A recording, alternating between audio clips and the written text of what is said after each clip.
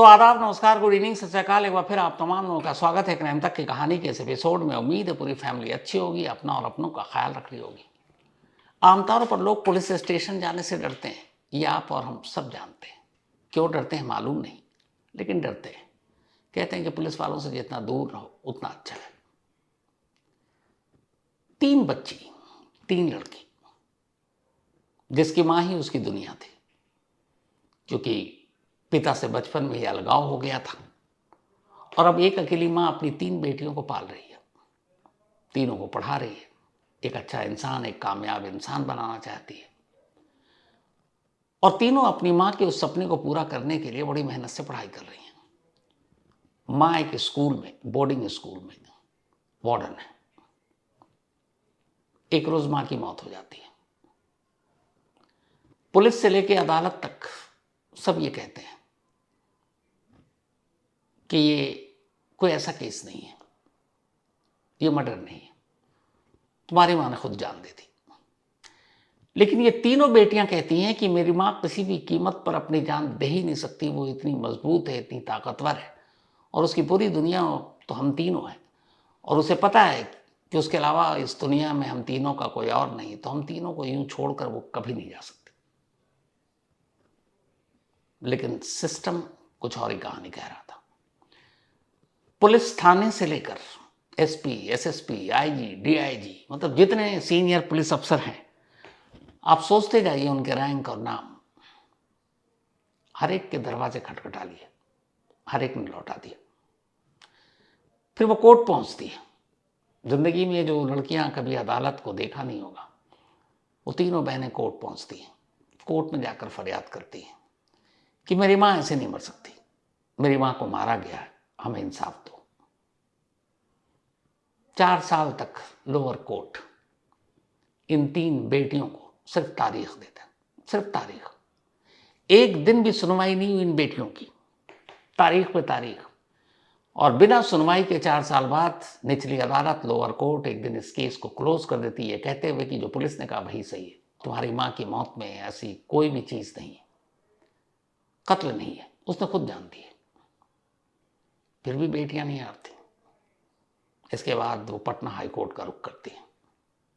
फिर वहां उनकी कानूनी लड़ाई जारी रहती है और फिर एक फैसला आता है और ये एक फैसला ये बताता है कि अगर कोई ठान ले तो पूरे सिस्टम, पुलिस, कानून, अदालत, हर एक से लड़कर जीत सकता है।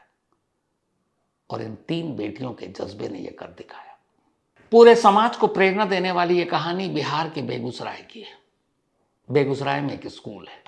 उस स्कूल का नाम है कस्तूरबा गांधी आवासीय विद्यालय। यहाँ सिर्फ लड़कियां पढ़ती हैं और सभी वहीं हॉस्टल में रहती हैं, क्योंकि ये बोर्डिंग स्कूल है। और इसी स्कूल की वार्डन थी रिंकू कुमारी। वहीं स्कूल के पास उनका घर, घर पे 3 बेटियां, एक तेजस्वनी, एक चेतना और सबसे छोटी लूसी।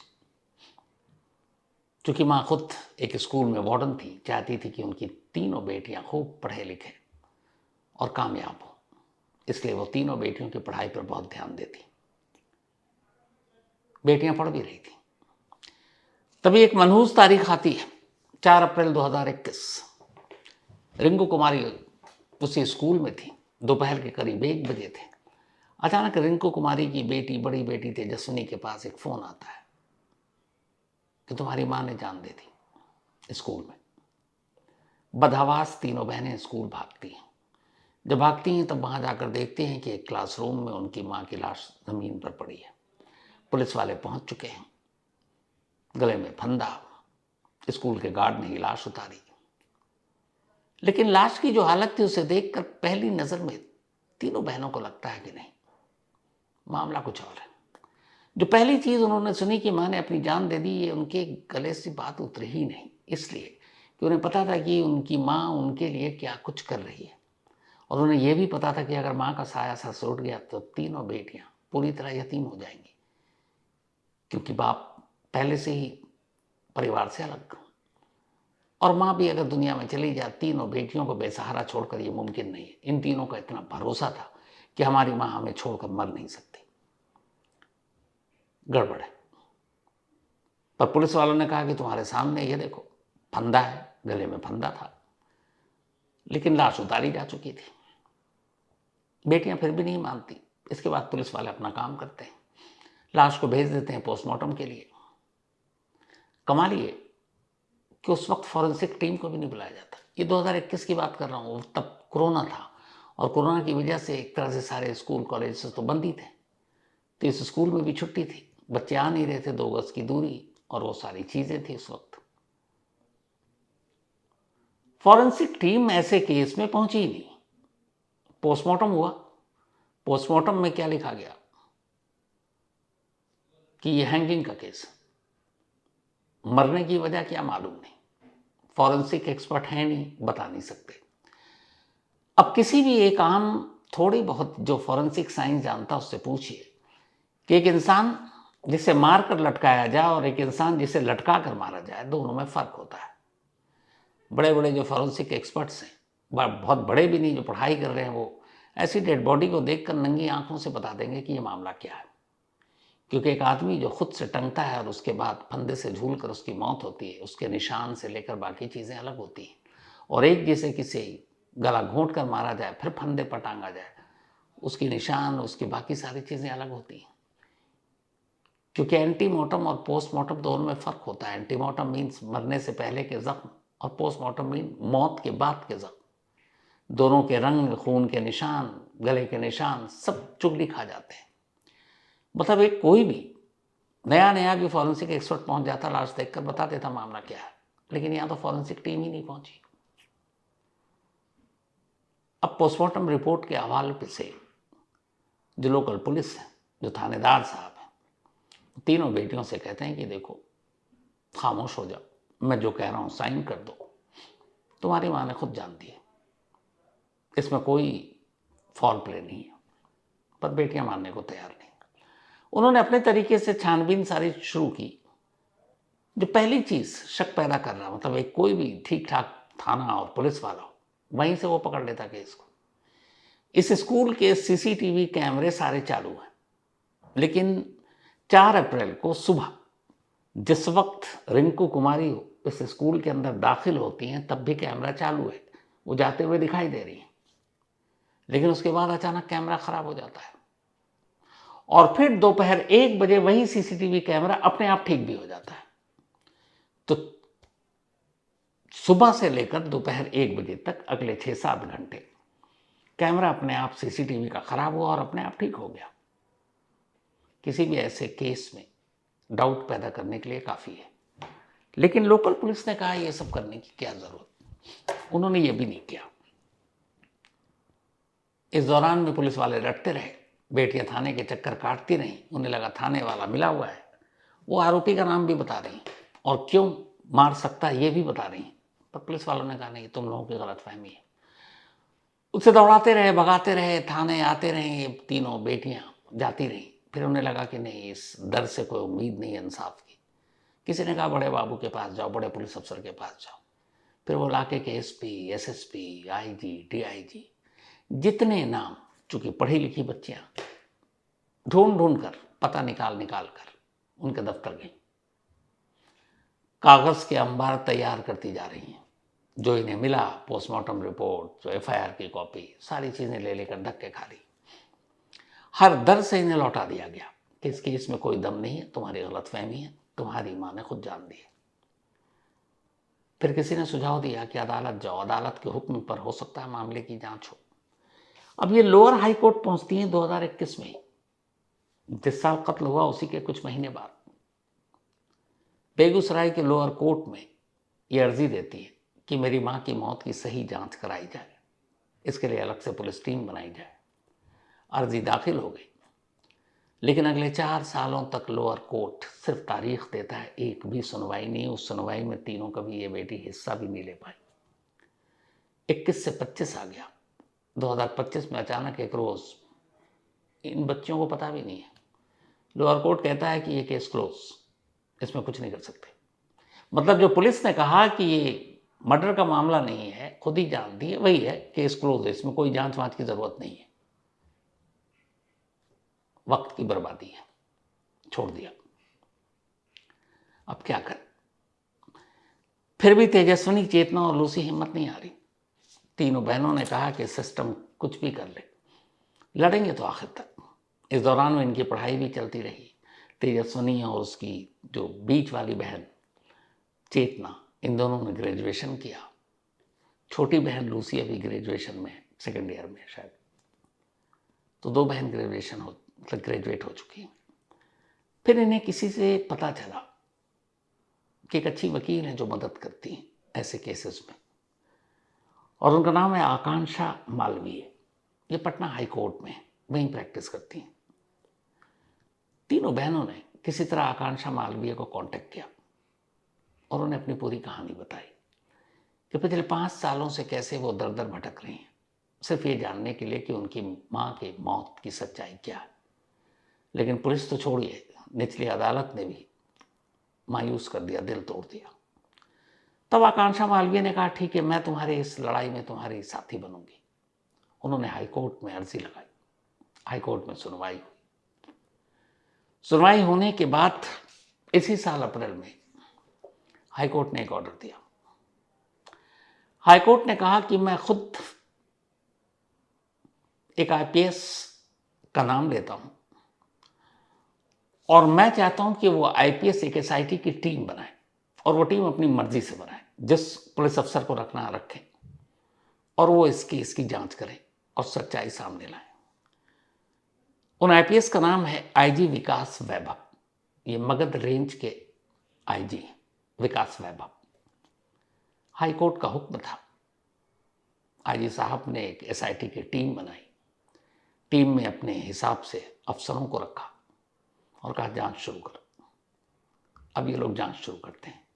कदम कदम पर एसआईटी की टीम हैरान। पोस्टमार्टम रिपोर्ट में मौत की वजह साफ नहीं। फॉरेंसिक टीम जो शुरुआत में गई नहीं, बाद में जब गई तो फिर उसकी रिपोर्ट उसने अंदेशा जताया, उस पर कोई सुनवाई नहीं। सीसीटीवी कैमरा कैसे खराब हुआ कुछ पता नहीं। अब ये जांच चलती रही। सिर्फ उसके बाद जब ये जांच शुरू हुई, सारी 15 दिनों के अंदर एसआईटी ने खुलासा कर दिया। और एसआईटी ने कहा कि तीनों बेटियां सच कह रही थी, इनकी मां ने जान नहीं दी, इनकी जान ली गई है। और इसके बाद 2 लोगों को गिरफ्तार किया जाता है। उनमें से एक उसी स्कूल का गार्ड जिसने उस लाश को उस दिन नीचे उतारा, और दूसरा एक कौशल कुमार। ये 2 लोग रिंकू कुमारी के कातिल थे। अब सवाल ये था कि इन्होंने कत्ल कैसे किया, क्यों पुलिस ने इन्हें नहीं पकड़ा, क्यों पुलिस ने इसे एक खुद से जान देने का रंग दिया। सीसीटीवी कैमरे की सच्चाई क्या थी, स्कूल में ये लोग दाखिल कैसे हुए। तो जब इस कत्ल का खुलासा हो गया, उसके बाद एक एक चीज पुलिस ने, पोस्टमार्टम रिपोर्ट, फॉरेंसिक रिपोर्ट, जाकर घटना स्थल का दौरा किया, उसको देखा, बेटियों के बयान लिए। जब सारी चीजें ली तो फिर कुछ कहानी सामने आई। पता चला कि उस दिन सीसीटीवी कैमरा खराब नहीं था, खराब किया गया था, और उसे करने वाला खुद उस स्कूल का गार्ड जिसका नाम है अजीत कुमार, उसने किया था।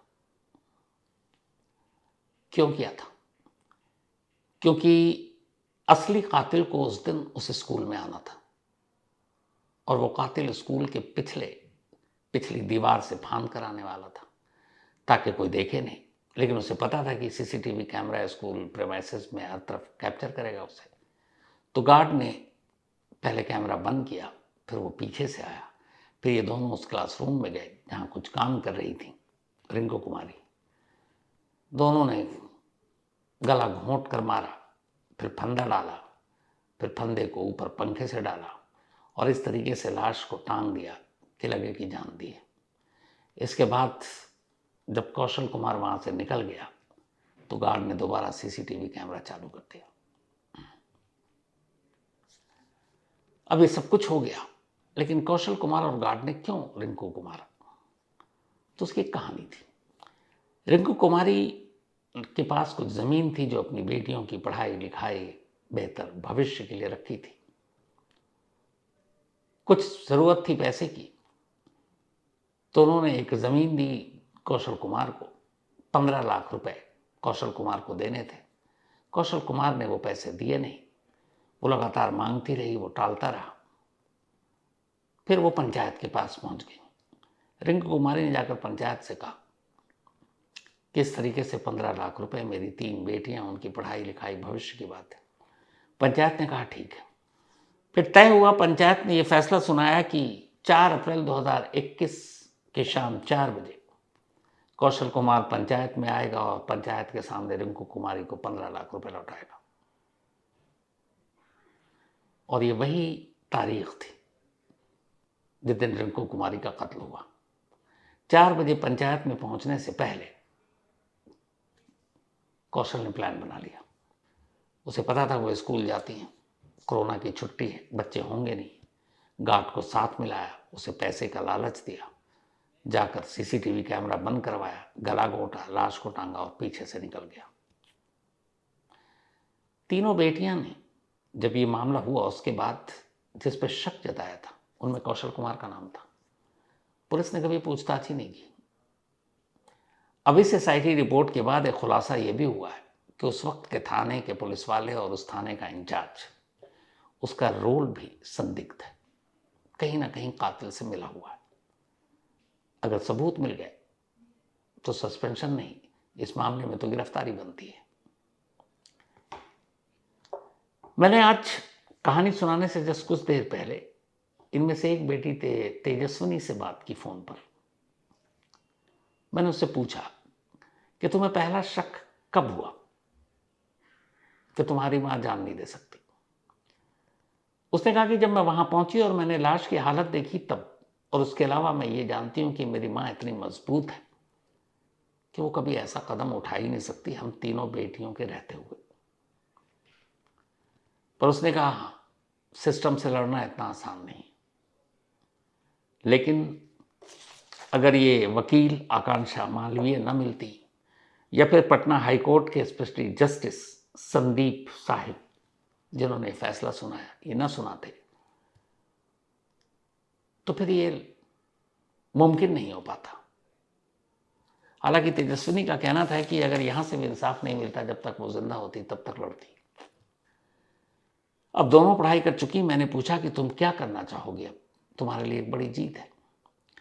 उसने कहा कि मैं कुछ ऐसा काम करना चाहती हूं जो दूसरों को इंसाफ दिला सके। तब आप इन बेटियों के जज्बे को देखिए। जो काम पुलिस ने नहीं किया, जो काम लोअर कोर्ट ने नहीं किया, जो फॉरेंसिक वालों ने नहीं किया, सिर्फ अपने जज्बे और हौसले से इस देश की 3 बेटियों ने कर दिखाया। जस्ट ग्रेजुएट हुई, पर इनकी लड़ाई एक तो मैंने अभी आपको वैसे ही सुनाई। 2021 से 2026 5 साल की अगर इनकी आप जद्दोजहद, जो हर रोज कोर्ट जाना, हर रोज अलग अलग पुलिस अफसर के दफ्तर जाना, मतलब अगर आप उसको गिनने बैठे ना तो फिर आपको सही तकलीफ का एहसास होगा। लेकिन इस पूरे केस की सबसे खूबसूरत 2 तस्वीरें थी। एक इन दोनों, खासतौर पर तेजस्विनी और चेतना की बातें, और दूसरी ये पहुंची उन्हीं आईजी साहब के पास, IG Vikas Vaibhav, thank you बोलने के लिए। कई बार पुलिस वालों के साथ ऐसी तस्वीरें देखकर हम जैसे जर्नलिस्ट भी अक्सर हम पुलिस की कमियां ही निकालते हैं, लेकिन ऐसे अफसर जिन्होंने बिन माँ बाप के 3 बेटियों को इस तरह इंसाफ दिलाया और वो पहुंचती हैं उन्हें थैंक यू बोलने के लिए, तो ऐसे पुलिस वालों पर भी गर्व होता है। और सारे पुलिस वाले अगर इसी ईमानदारी से काम करें तो फिर सोचे कि क्या होगा। तो मैं चाहता हूं कि इन दोनों बहनों की बातें सुनिए और फिर वो तस्वीर भी देखिए जो थैंक यू बोलने के लिए गई थी, और इन्हीं के साथ आपको छोड़कर जा रहा हूँ। Thank you so much. बहुत जल्दी आप मदद की, जो मदद की उसके लिए थैंक यू सर। इसके लिए बहुत ज्यादा सहयोग है सर। 5 साल हम लोग किस तरह गुजारे हैं, जिंदगी किस तरह जिए हैं तीनों बहन, हम लोग जानते हैं, और आप इतना जल्दी इस चीज का खुलासा कर दिए, इसके लिए हम हमेशा आभारी रहेंगे। मेरी मां का 15 लाख रुपए का कौशल कुमार से लेन देन चल रहा था। जमीन के लिए वो पैसा दी थी, लेकिन ना हम लोगों को जमीन मिला ना पैसे मिले। फिर मेरी माँ जिन जिन से पैसे लिए थे उन सब का जोर पड़ने लगा मेरी माँ पे। तो उन लोगों का क्या, फिर मेरी माँ ने कौशल कुमार को कहा कि मुझे मेरा जमीन दे दो या फिर मेरा पैसा लौटा दो। फिर 4/4/21 को पैसा देने का वादा किया था कौशल कुमार ने। और हम लोगों को 1 बजे के दोपहर 1 बजे के आसपास हम लोगों को सूचना आई कि आपकी मां ने हत्या कर ली। फिर हम लोग जब मम्मी के स्कूल पे पहुंचे, कस्तूरबा और आवासीय विद्यालय पहुंचे, तो वहां पे देखे मेरी मां का शव फर्श पे लिटाया हुआ है। फर्श पे लिटाया हुआ देखे और पुलिस प्रशासन और अन्य लोग जो वहां पे फोटोग्राफी किए थे वो सब हम लोगों को दिखाए, तो उसमें देखे कि मेरी मां का शव गले में 2 फंदे का निशान था, एकदम गाढ़ा करके एक निशान था और एक जो टांग के गया था उसका निशान था। तो हम लोगों और फिर घुटने के बल बैठी हुई थी, तो हम लोगों को पूरा विश्वास हो गया कि वो हत्या नहीं किया गया है। और इस चीज के लिए हम हर दरवाजे पे जाके खटखटाए, सबको आग्रह किए कि सर ये आत्महत्या नहीं हत्या है। फिर आयो समरेंद्र कुमार एफआईआर दर्ज करते हैं और एफआईआर में लिख देते, कहते हैं कि हम जैसा बोल रहे हैं वैसा लिखो, नहीं तो हम एफआईआर दर्ज नहीं करेंगे। इसके लिए भी हम हर जगह पे बोले, लेकिन कोई सुनने के लिए तैयार नहीं थे। फिर हम लोगों को हताश निराश हो गए थे जब हमारे डिस्ट्रिक्ट कोर्ट से हम लोगों को न्याय नहीं मिला, कोर्ट केस को खारिज कर दी थी, तब हम लोग फिर पूरा तरह से निराश हो गए। फिर हमारे यहाँ माननीय उच्च न्यायालय से हम लोगों को आदेश आया और आदेश में हम लोगों को थोड़ा सा खुशी हुई कि हम लोगों का बात कोई रखे हैं। और उसमें सबसे बड़ा योगदान हमारी आकांक्षा मैम एडवोकेट हैं हाई कोर्ट की, आकांक्षा मालवीय। उसके बाद हमारे संदीप साहिल सर हैं जिन्होंने हमारे लिए आवाज उठाया। और उसके बाद सबसे बड़ा योगदान और सहयोग हमारे आईजी विकास वैभव सर, एसआईटी टीम, पूरे एसआईटी टीम का सहयोग है, जिसमें आईजी विकास वैभव सर हैं, शैलेश कुमार सिन्हा सर हैं और अभिनव सर हैं, अलय वर्ष हैं। बाकी जो भी एसआईटी टीम है उन सब का बहुत बहुत आभार। क्या खुलासा हुआ है? जांच में क्या आया है?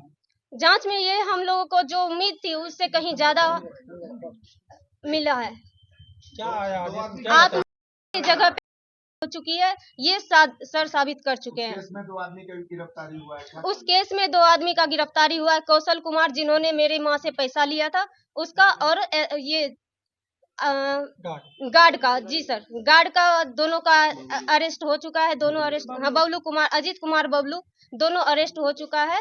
हमें घटना के दिन से ही कोई संदेह नहीं था कि ये आत्महत्या है। ये हमें पूर्ण भरोसा था कि ये ही है। वो बहुत ही साजिश के तहत ये किया गया है। हमारी माँ कभी हत्या कर ही नहीं सकती है। वो इतनी काबिल और इतनी वो टैलेंटेड थी और वो निर्मम किया गया। जिस तरह 5 साल हम तीनों बहन तड़पे हैं, आखिर हमारी गुहार को सर तक पहुंचे हैं और हम पता है, हमें भरोसा है कि हमें न्याय मिलेगा और हम बहुत खुश हैं। कौशल और बबलू को गिरफ्तारी देख के हम बहुत खुश हैं और हम चाहते हैं उसके तक आवाज जाए। ये हम बहुत खुश हैं उसके इस। पुलिस पहले क्या कहा था? पुलिस पहले क्या कहा? पुलिस समरेंद्र कुमार इस चीज को बता दिया है, क्योंकि वो भी मिले हुए थे। इसमें हमें पूरा भरोसा है कि वो भी मिले हुए थे, क्योंकि उस टाइम बहुत ऐसे एविडेंस थे जिससे पता लग सकता था, प्रूव हो सकता था तुरंत का तुरंत कि ये ही है। लेकिन उसने उसका सब चीज, सारे एविडेंस को समरेंद्र कुमार और उसके साथियों ने मिलके, जो भी इसमें था मिला हुआ, सब ने उस प्रूफ को, सारे एविडेंस को उसने डिलीट कर दिया, उसने खत्म कर दिया। ये उसी टाइम सिद्ध हो जाता कि ये ही है, लेकिन नहीं, उसने दबाते गया है। और हम लोग का हम बेगूसराय में हर जगह अपना गुहार लगाएं, लेकिन हम पीड़ित परिवार का उस समय नहीं सुने। और इतना जल्दी एसआईटी टीम वाले सर ने, हम उसका हमेशा आभारी रहेंगे, इतना जल्दी खुलासा कर दिए कि सच क्या है, क्योंकि हमें पूर्ण भरोसा था यह क्या है ही नहीं है। हम शुरू के दिन से ही बोले जा रहे हैं। क्या लग रहा है कि आप जांच जो सही दिशा में जा रहे हैं? हम जांच से पूर्ण संतुष्ट हैं और पूरा सही दिशा में जा रहा है और हमें पूर्ण भरोसा है हमें न्याय मिलेगा। क्या नाम है तुम्हारा?